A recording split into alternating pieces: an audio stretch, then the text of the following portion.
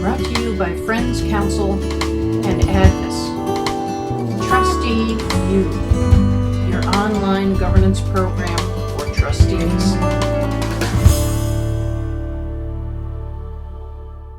I'd like to talk to you a little bit about leadership.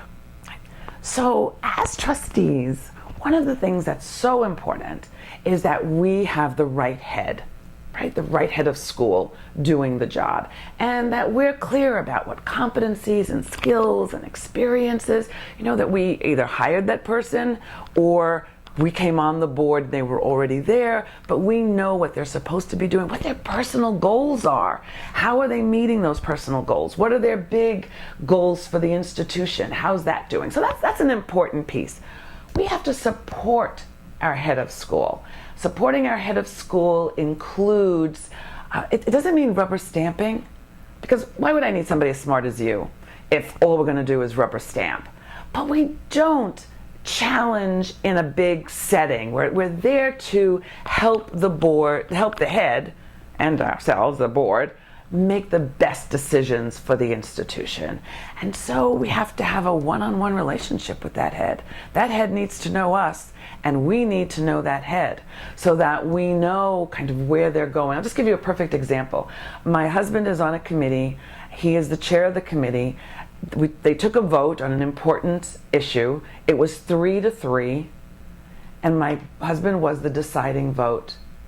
Even though he saw both sides and agreed with both sides, he knew what the head wanted. He knew what his CEO wanted. And so, since all things were kind of equal, he went with what the head wants. To me, that's supporting your head. It is knowing what they want and why they want it, weighing it, challenging them personally, privately, coming to agreement, putting that public face on it. That's so important. Succession planning is also an important part. Let's just talk about that for a minute. So not only should we be thinking about the competencies and the experiences and the leadership qualities of the people who could take over the head spot should the head leave, right? We're nurturing that, or we're making sure that the head knows who those could be and is telling us about that, is nurturing, exposing them to some of the big issues that the board is facing so that they're learning and growing. But don't we need that for the board leadership as well?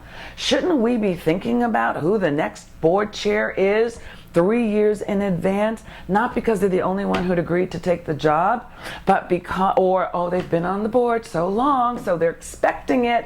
Is that doing our job? I don't think so. You don't think that's doing your job. We've got to make sure that we've thought about the competencies, the skills, the experiences, the behaviors that we're looking for, and we are nurturing those leaders on our board by giving them important committee assignments, by giving them important task force assignments, letting folks shine so that you can see who's going to be the next great leaders on your board.